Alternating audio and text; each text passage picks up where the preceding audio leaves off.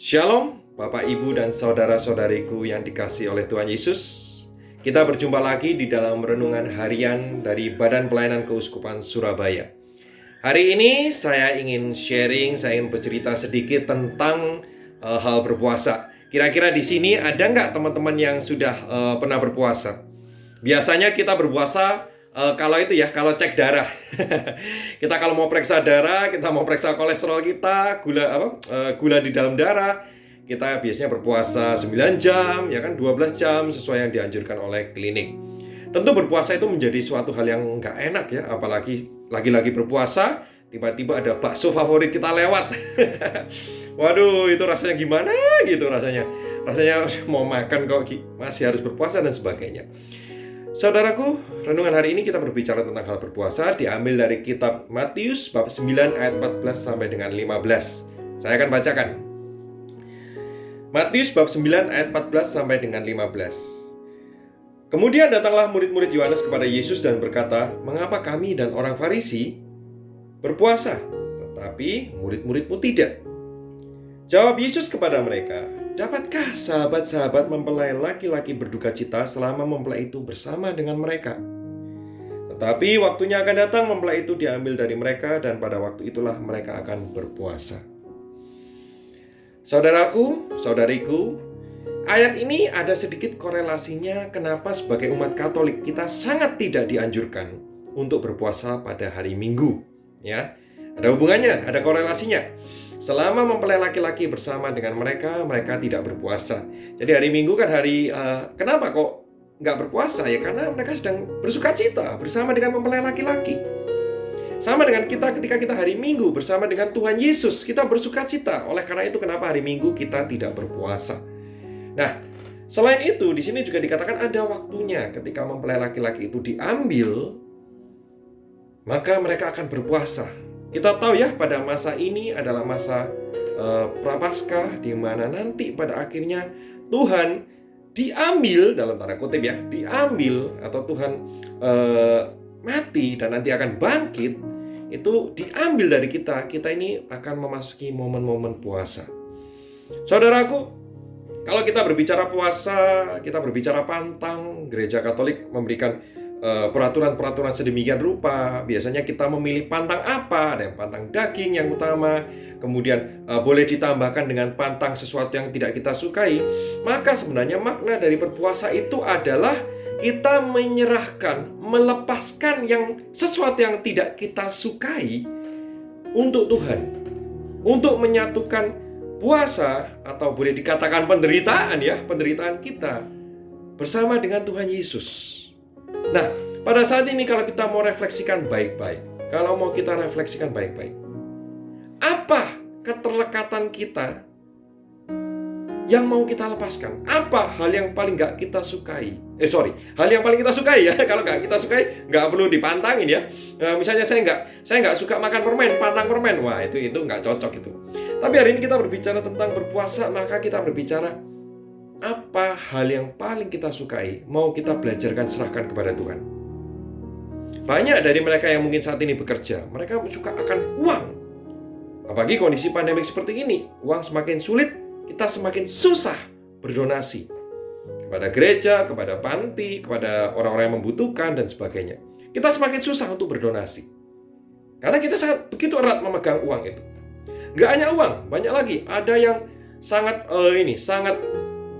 menyukai menjaga kesehatan, olahraga tiap hari, bagus sih. Tetapi pernah gak kita belajar untuk menyerahkan waktu untuk olahraga, digunakan untuk waktu memuji menyembah Tuhan, menyerahkan kepada Tuhan. Ada lagi, bisa saja nggak hanya kesehatan atau uang, tetapi juga berbicara waktu. Kita seringkali sibuk, kita seringkali menggunakan waktu kita untuk family time. Bagus, nggak ada yang salah. Tetapi kadang-kadang kita menggunakan family, alasan keluarga, untuk tidak datang ke acara-acara rohani, persekutuan doa, acara doa bersama, kegiatan lingkungan, kegiatan paroki, apapun itu. Kita ngomong lebih baik family time. Jadi keluarga dibuat alasan untuk kita jauh daripada Tuhan. Saudaraku, mari pada hari ini, pada momen-momen masa Prapaskah ini, kita belajar untuk menyerahkan sedikit waktu bersama dengan Tuhan. Kita belajar menyerahkan apa yang menjadi keterlekatan kita itu kepada Tuhan. Sehingga kita boleh berpuasa dan berpantang enggak hanya makanan saja, tetapi juga berpuasa dan berpantang dalam hal perilaku. Kita berpuasa akan terhadap marah. Kita berpuasa terhadap iri hati. Kita berpuasa terhadap kata-kata kotor. Kita berpuasa terhadap terutama pikiran-pikiran yang kejam, yang jahat mungkin. Kita berpuasa terhadap menghakimi. Biarlah pada masa-masa ini kita sedang dalam retret agung yang luar biasa. Adalah masa untuk menyucikan diri kita. Menyucikan diri. Ini adalah momen penting. Kenapa? Justru ini adalah momen yang momen di mana kita belajar untuk mendekat kembali kepada Tuhan. Namanya aja retret agung. Kita kembali kepada Tuhan. Saya tahu tidak mudah, saudara. Saya tahu tidak mudah. Maka beberapa hal yang perlu kita pahami hari ini. Gunakan waktu bersukacita bersama dengan Tuhan. Karena saat ini mempelai sedang bersama dengan kita. Kita belum sampai puncaknya pada hari Paskahnya, tapi kita ada bersama dengan Tuhan saat ini. Yuk, kita bersukacita. Kita apa ini? Apa artinya bersukacita? Apakah kita tertawa-tertawa sendiri? Bukan. Tetapi bersukacita itu kita meningkatkan jam doa.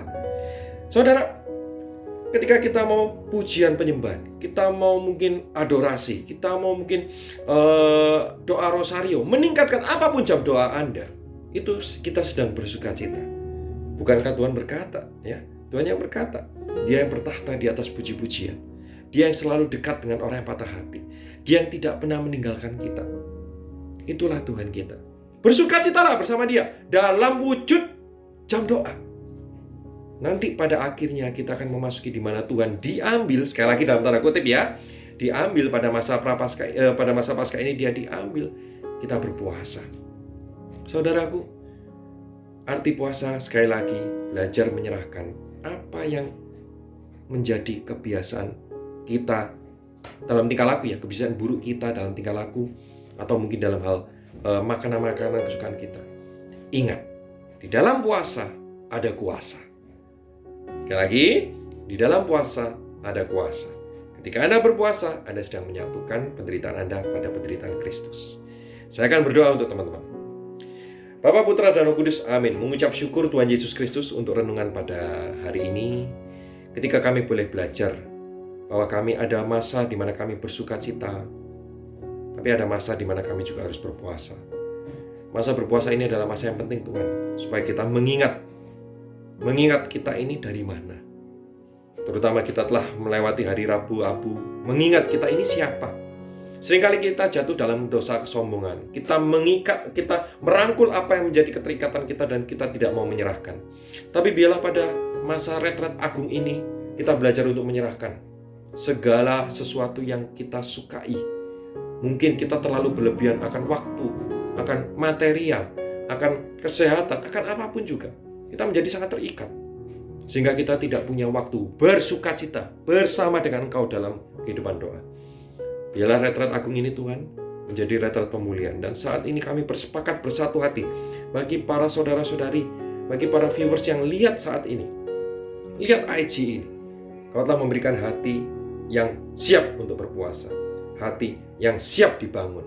Dan mereka biarlah menjalani puasa ini bukan karena beban, harus ada puasa, harus menahan, tetapi karena bersyukur Engkau telah ingatkan mereka bahwa mereka adalah anak-anak-Mu Yesus. Terima kasih. Kami serahkan seluruh hidup kami ke dalam satu nama, yaitu Tuhan Yesus Kristus yang berkuasa, bertahta, kini dan sepanjang segala masa. Semua yang percaya katakan, amin. Putra dan Roh Kudus, amin. Oke, terima kasih untuk waktunya mendengar renungan hari ini. Yuk kita berpuasa, berpantang, siapkan daftar apa aja yang harus dipantangin, ya, apa aja yang dipuasain, ya. Kita jalani dengan sungguh-sungguh. Kita juga memberikan aksi puasa pembangunan untuk kegiatan-kegiatan secara rohani. Terima kasih. Tuhan Yesus memberkati kita semua.